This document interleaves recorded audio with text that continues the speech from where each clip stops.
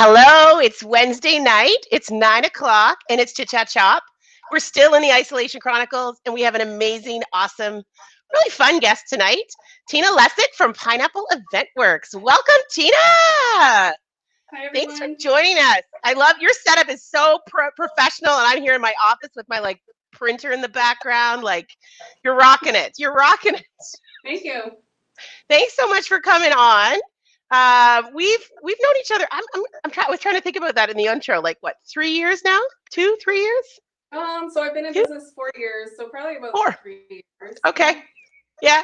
I was gonna say I think I met you early on when you had just started out, and you've definitely grown your company, which is awesome. And tell everybody what you do. Well, hi, everyone. My name is Tina, and I own PineappleWorks. We are an event staffing company, so we hire professional servers and bartenders to work events. So we do a variety of different events. Most common, you would see us in less traditional places like the barn venues, yacht clubs, people getting married on their property under a tent, the venues that don't provide staff such as servers and bartenders. But then we also have customers like kitchen door catering, and sometimes we collaborate where we provide servers to either supplement their team or work in collaboration with their kitchen team. Yep. And we do a lot of house parties. So Christmas time, people invite us into their homes. We make the cocktails, we serve the food, we clean up. Everyone has a great time. Awesome. Well, I can attest. I haven't done a lot of events at front of house anymore, but we did one 3, 4 weeks ago. I think we were down in Lunenburg, and you guys rocked it. It was awesome. Yeah, you totally mastered the front of house, which leaves us to do the best that we can do, which is the back of house stuff, right? Awesome. Yeah, Yeah, that was a great one. it was great. Awesome. Cool. So normally we would do a recipe or we would talk and chit, chat, and chop, but I get to chill tonight because you're going to talk about some really cool, a really cool topic, which I don't really know a lot about, truthfully, even though I'm in catering. We're going to talk about table etiquette. Yes, exciting stuff. It is, and maybe my 12-year-old son should be watching, and my husband should be watching, and I can think of a long list of people I should have invited to this episode. So, yeah, where do you want to start? I'll give you a little backstory on how I got into this. So, Sure.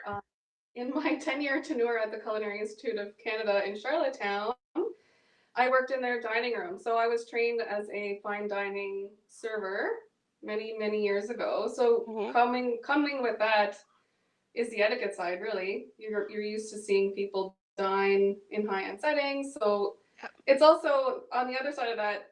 It helps you as a server to understand table etiquette and what some certain cues mean.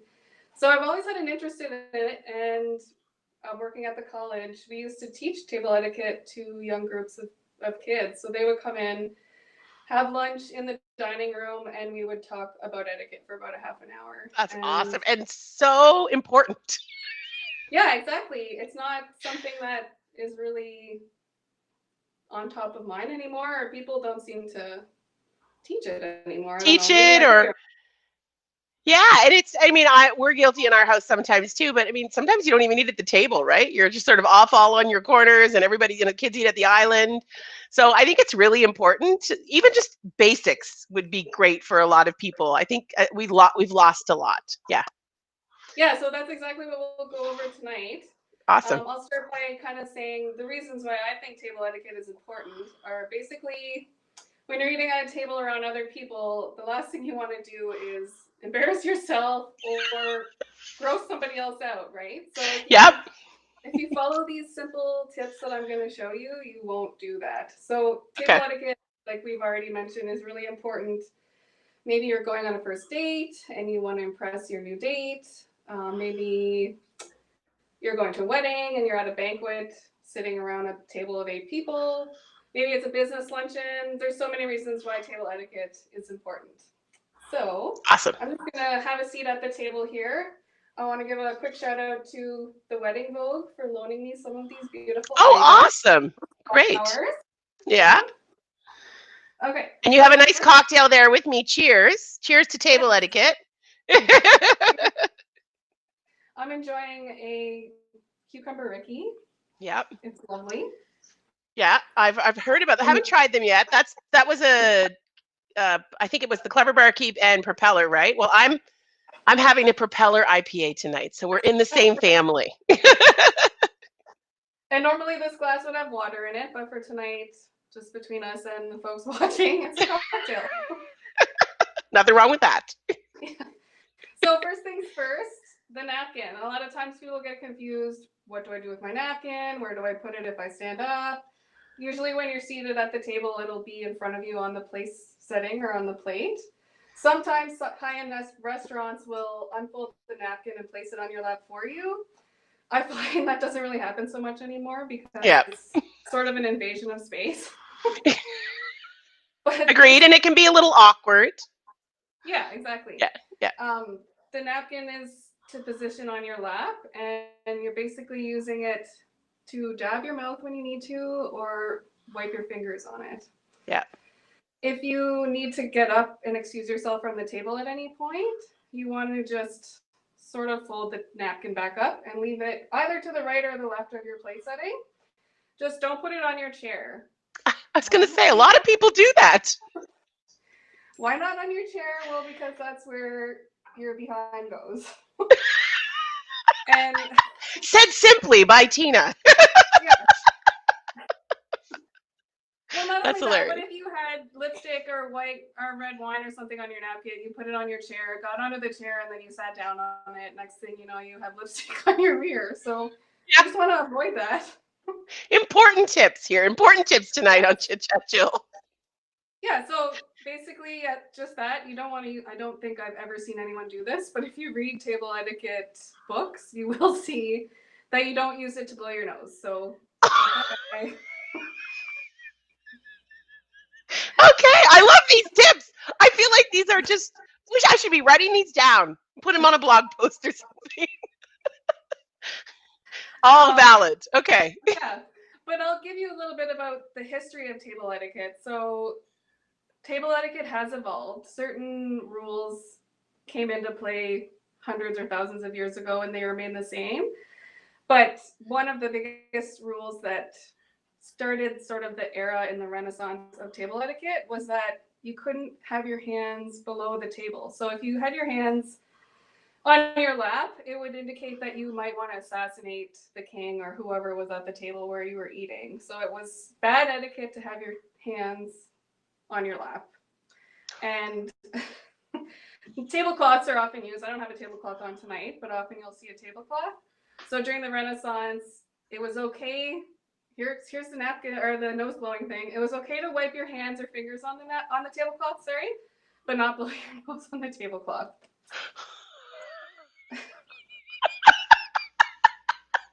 Oh my gosh, I'm learning so much.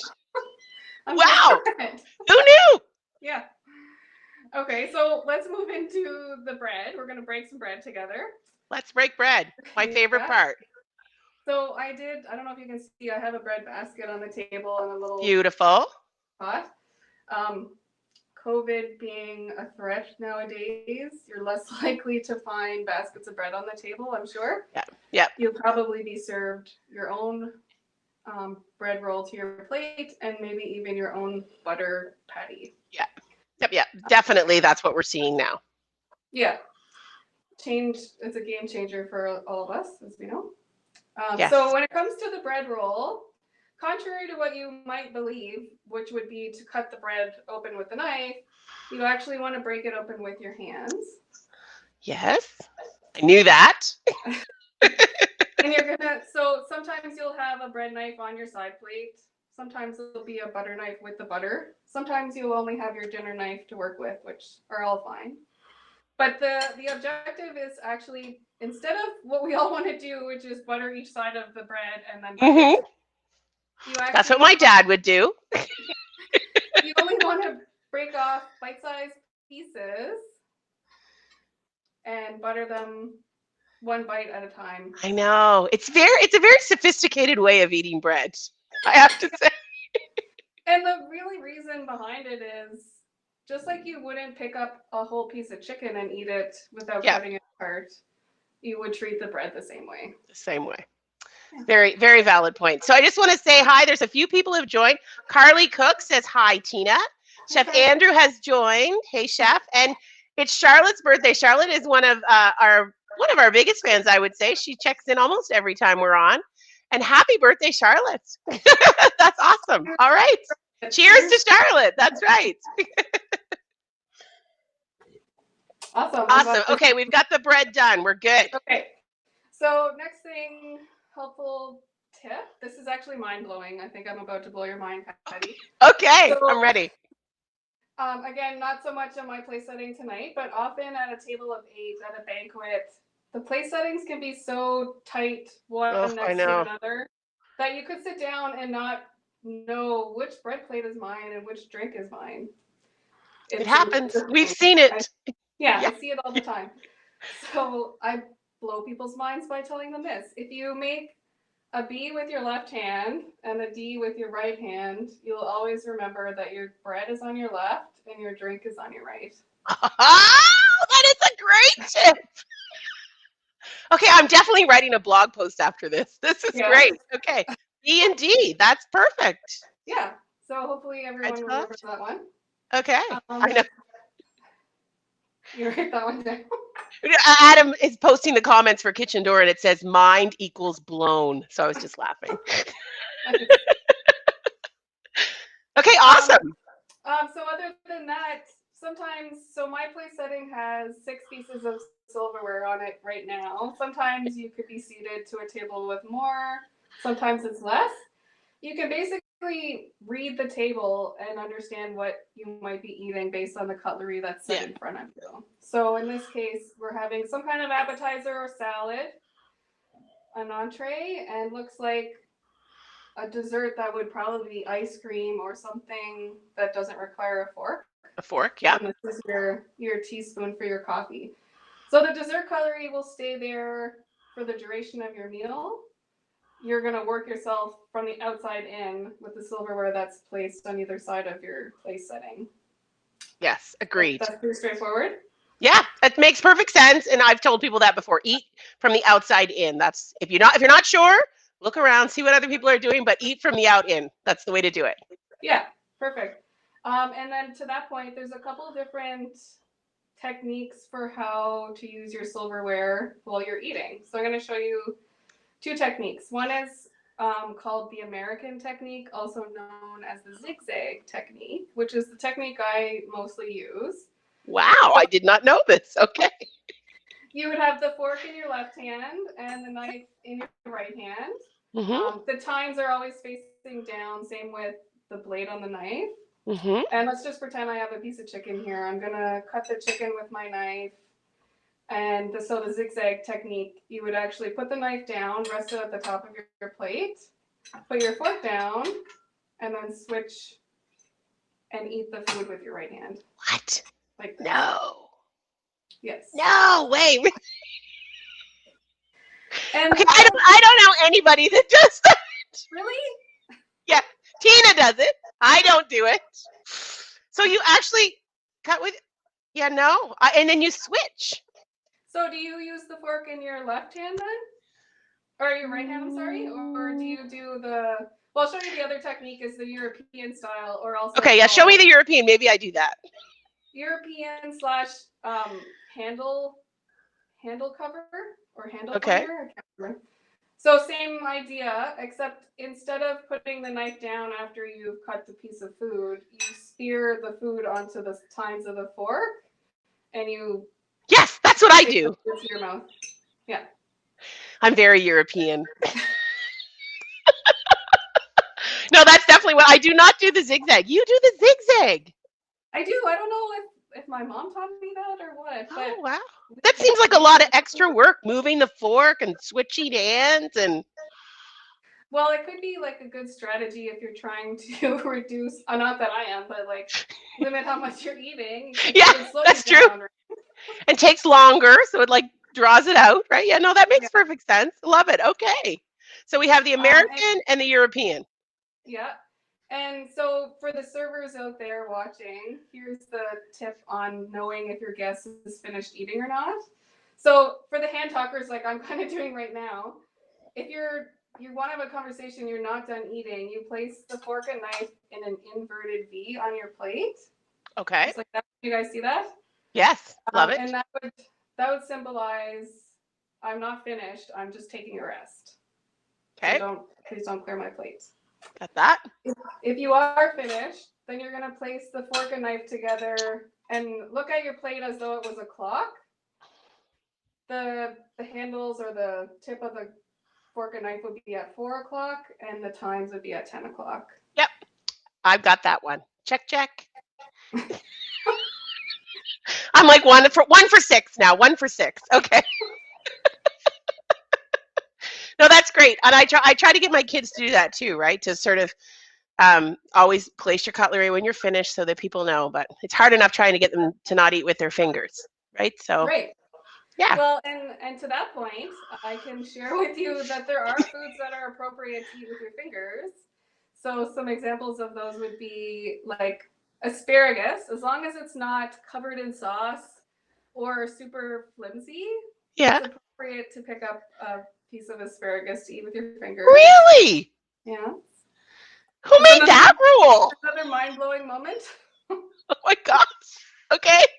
I'm not sure who made any of these rules. I follow Emily Post, who was an American author in like the 1800s, and she wrote a lot about etiquette, so she would stand by that. And other foods would be crispy bacon. If you've ever tried to cut crispy bacon with a fork and knife, oh no, it's bad. I'm with you. It becomes a disaster. And other than that, like artichokes, which I don't know how many of us are really. Yeah, because you pick out the little leaf and then you eat the end of it, right? And you can dip that. Yeah. Yeah, that's cool. And then, like, what about like fried chicken? The obvious, like corn on the cob, fried chicken, French fries, pizza. Yeah. Pizza, okay. Yeah. Although some might enjoy that with a fork and knife, depending on the pizza. Yeah. So that's how you would rest and how you would indicate you're finished eating. Another pointer I like to shout out is the elbows. So I remember being taught as a child not to put your elbows on the table while you're eating. Yeah. So that stands true, except between courses. So let's say I didn't have a plate in front of me right now and I was waiting for another course to arrive, then it wouldn't be inappropriate to put your elbows on the table. I'm really bad for that because I'm a talker, so I feel like I do this a lot, and so my elbows are always sort of positioned on the table. Yeah. Yeah, and some other pointers would be avoiding certain topics at the dinner table is in your best interest. So usually suggest like talking about religion or politics. Is sort of I mean, if that's really what you're passionate about, maybe, but depending on the people you're dining with, it's just a topic that's maybe best not to speak of at the table. Here I am with my elbow on the table. So Adam just wrote, what if other people have received their next course? Elbows? I would remove my elbows at that point, because at that point you're about to be served your own plate. That's right. So, and that's a good question that just made me think you should really wait until everyone at your table has been served before you start to enjoy your meal. Some exceptions would be like a buffet, but that's because you're getting up to serve yourself. So there used to be a rule that like, if it was, some people believe it's everybody. Some people are like, if 2/3 of the table. Some people are like, if all the women at the table. I'm like, I'm not really sure what the rule is, but let's go with everyone. I always go with everyone. Same with when we clear as a group at a banquet. We wait till everyone at the table is finished before we clear. So otherwise, people might feel like they're being rushed or they're holding things up if you start to clear other place settings before everyone's done. It's true. Yep. Okay. Very cool. All right. So we've got the entree done. We've figured out what we can eat with our fingers. We've done the breaking of the bread. We have our cocktail. Okay. What are we on to next? Dessert? Coffee, tea?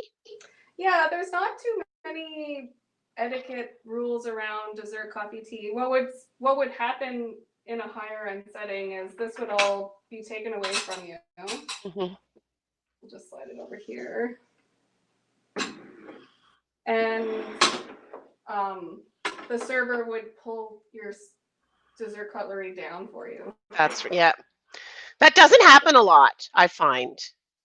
No, and you would even, we were always taught at the college to crumb the table. So we had little. Oh, I know, the little combs. Yeah, and we would go around and just scoop crumbs onto a side plate to clean the table for the guest. Okay. Oh, I thought so of some other one more pointer before you ask the question. So let's say you're eating soup and you're being served a soup plate, which is a plate with a bowl on top of it. Yeah.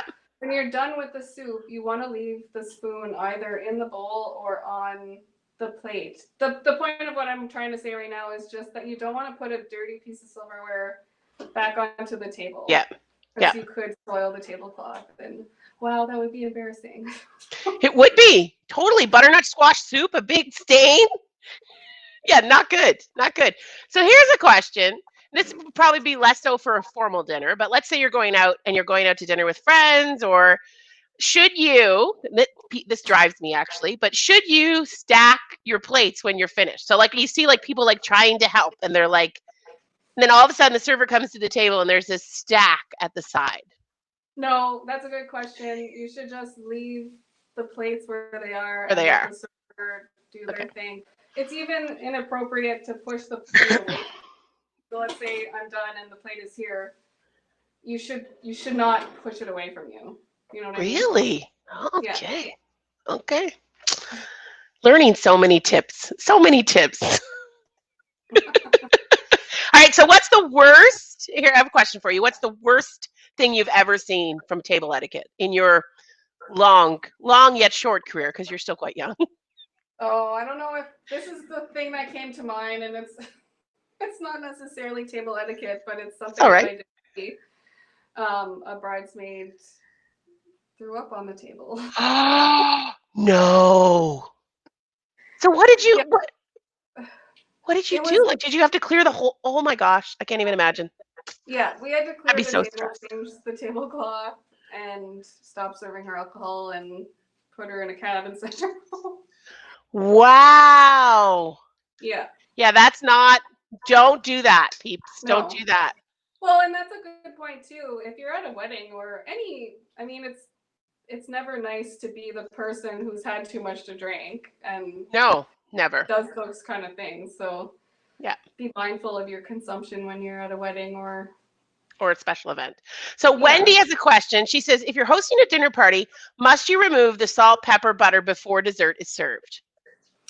I mean, as a server, I would do that, but at a dinner party, it's a little bit more of a relaxed environment. But it is nice to clear the table of as much as you can before you serve dessert. So if you're ambitious and have some help, it's certainly nice to do that, but it's not poor etiquette not to. Okay. Speaking of salt and pepper, you do always, if someone asks you to pass the salt, you should pass the salt and pepper together. And the pepper together. I know. It's crazy. Because you don't want to orphan the pepper. Because then the next person that asks for the pepper, it's not with the salt. And then they're not together. Yeah. Although my biggest pet peeve as a chef is when people ask for salt and pepper and they haven't tasted the food yet. It drives me crazy. Yeah, that's something you would see in an etiquette blog, not to season your food before tasting it. Yes. And it should be perfectly seasoned. Yeah, exactly. And if you don't like what you're being served, you're supposed to just, not pretend like you're eating it, but kind of, yeah, you're gonna cut it up and just like taste a little bit. And I mean, it happens. You don't like what you're eating. If it's a restaurant, it's a bit easier to handle. You send it back or you ask for something else. But at a house party or something, you would just sort of pretend like you're eating it. And I thought of one more good one, except my partner just came in and took my plates away. He's good. But let's say you're eating and you end up with a piece of gristle or you're supposed to remove it the same way you got it there. So you put it there with your fork. You would just discreetly, you can use your napkin to sort of cover what you're doing if you wanted, but you would just remove the bone or piece of gristle back into the fork and then maybe leave it on your side plate or leave it at the Hmm. edge of your plate. Okay. Good tip. Good tip. Adam, also known as Kitchen Door Tonight. If someone's eating habits are annoying you, is there a way to tell them politely? And Adam specifically means because he has this pet peeve with loud chewers. He has a Ugh. big problem with that. Well, and that goes back to the like you're grossing someone out, right? Yeah. So that Yeah. person is not following proper etiquette if that's the case he's in. I think if they were bothering me enough and sort of ruining my experience, I would find a polite way to Yeah. just say, hey, like, do you realize that you're doing that? Or do you mind maybe not talking with your mouth full? Yeah. Or, Yeah. It's or, you know, you just learn from that and then you never go out to dinner with them again. yeah, You know, exactly. there's that too, right? Good. Cool. Yeah. So do you have any other great tips? So not necessarily, I mean, we've talked about some formal stuff here. You know, if you're at a banquet, you're at a special event, and a lot of these will translate well into, you know, home if you're entertaining. But like, what if you were out throwing a dinner party? What would be your top two tips? Wait until the host is seated before you start eating, because the Okay. host is usually running around, and unless they insist that you start without them, Yeah, I would always wait which is until what I they're do. Yeah. yeah. And if you're passing things around the table, if everyone just passes to the right, then it'll eventually get its way around the table, and then Yeah. you're not, you know, passing plates over top of each other, and everyone gets some of the dish. And same to that point, avoid reaching across the table or putting your arm Yeah. in front of somebody to reach for something. Yeah, I'm a big family style, especially at home. Not, I mean, I used to be at events, but we don't do that much anymore with Right. COVID. So at home, I sort of serve family style, you know, like turkey dinner. So you've got your platter and you've got your mashed potatoes and you've got your vegetables. And it does kind of become this kind of chaotic, oh, can you hand me this? And it's like it takes 10 minutes before anybody can eat because, so that's a smart, I'm going to do that next time. I'm going to say, we're going to go this way. Everybody start with a dish. Awesome. Yeah, awesome, cool. So you're busy. You're doing events during COVID, and you're busy, and that's awesome. Congrats on that. Yeah. Thank you. Yeah, I mean, we could be busier, but overall, I'm grateful for yeah, the season, the short season that we've had, and I'm hoping that the province keeps things under control and that we yeah, can start to book Christmas parties and holiday parties, and yeah. time will tell, I suppose. Next year, as anyone in catering knows, or events is going to be off the wall, Off the ridiculously wall. busy. Yep. So I'm just sort of preparing, and I mean, I'm not quite at the point of preparing for next year, but every day people are contacting, asking questions, and looking for quotes and stuff. Yeah. So it's Cool. looking up. It's good. Yeah. That's awesome. So where can people find you? I mean, obviously you're probably on all the regular channels, Facebook, Instagram. What's your handle there? Oh, Adam put it up at pineapple_eventworks. Yeah, you got it. He's got And we are pretty active on Facebook and Instagram. We do okay. the Insta stories when we're at Awesome. events, so you can get some inspiration and sneak peeks of what we're up to. We recently redid our website, and Ooh, I have to check so that out. there's lots of nice information or lots of valuable information on our website. Haven't really got into the blogging yet, but you know, maybe this winter when things are snowy and cold, I'll get into that. We'll see. I always had the best intentions of doing blog work, but yeah, no, I don't think I've ever written a blog Yeah. ever. Yeah, yeah, it just doesn't happen. Life gets busy, right? So, Yeah, I think I wrote one blog and it's on my website and it's from 2018 and that's it. well, you know, it's probably still relevant. It's probably a great blog post on all the things you're supposed to do. Well, I should write one about table etiquette. It was You actually, totally should. are you familiar, Patty, with the speed rack competition? No. So it's a fundraiser competition where female bartenders race against each other to make cocktails the fastest. Okay. So weeks before the competition, we're sent a list of 20 different potential cocktails, and then 24 hours before the competition, we're shown the 4 cocktails we have to make as quickly as possible. So Okay. that's the blog post I wrote, was after this competition. I had never done anything like that, and it totally pushed me outside my comfort zone. And I'd like to think that I know traditional cocktails. I used to teach basic bartending at the culinary, and the list of cocktails that were on this list, I think I knew confidently how to make 6 of them. Oh, wow. Yeah. And then the night before, when we got the cocktails that we were making, thankfully I knew 3 of the 4. Oh, that's okay. But yeah, it was a fun experience. So does that happen annually? It does. It didn't happen this year because it's normally in March. Okay.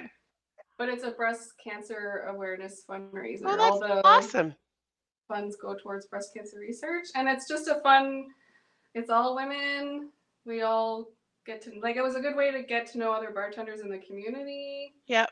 And like I said, push myself out of a comfort zone, because you're racing against some of the best bartenders in the city. And not only are you doing it quickly, you have to do it, you need to produce a quality cocktail. So yeah. No, that's awesome. I'll definitely keep my eyes peeled for that. That would not be my forte. Yeah. I'm not a cocktail maker. Gin and tonic. Woo, there you go. That's about it. When I sub in at the bars, which I haven't done in a few years, the people would ask me for cocktails, and I'll say, yeah, I'll have to get right back to you on that. Rum and Coke, I've got you. Pour you a glass of wine.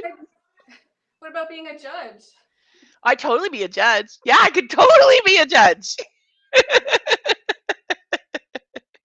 Well, thank you so much for coming on and sharing all these awesome tidbits. I had my mind blown a couple of times. I'm very excited to share these with my husband Ted and the kids. Yeah. And no, you should definitely do. I bet you. Actually, I'm going to say this. I'm going to put it on record. So we are launching next week a Kids Cooks Supper Club. And so it's cooking. Your kids log on after school and they can cook interactively with Chef Andrew, and then you get dinner on the table. So they make dinner, and how great is that? As a parent, when you're stressed and when you're working. So we should incorporate some etiquette into that. That would be so great to teach. So I'm going to reach out. We're going to find a way to make that all happen with the Kids Cooks Supper Club. I love that. Yeah, I think that would be really, really cool. I think the kids would get a lot out of it too. So, woo, awesome. Well, Nicole McNeil says, boss lady, you are rocking it. She is. You are right. Well, thanks so much for having a beautiful table and for coming on and teaching us all these new things, which I didn't know, which people will be like, how do you not know that? You own a catering business. But I know how to cook, and I know how to do those things, not table etiquette. No. Oh, thanks for having me. I had a really great time. Oh, you're welcome. So that's it. Hey, thanks for tuning in, guys. It's Chit Chat Shop. We'll be back probably next week, I assume. They just let me know, and I show up at 9 o'clock on Wednesday nights. So thanks so much for Tina for coming on, and check her out, Pineapple Event Works. If you need talented and awesome peeps for your next party, or you just want to call her and ask her about table etiquette, she's available. All right. See you next week. Thanks.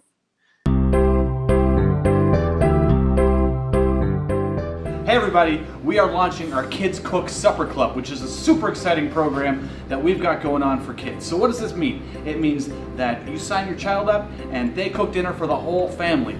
So whether it be mac and cheese with a little salad, whether it be sloppy joes, a little roasted broccoli, they're going to cook along with me here in the virtual studio and cook dinner for your whole family. So check it out, kitchendoor.ca. It's the Kids Cook Supper Club. I'm excited, and you'll be too, when your kids cook supper!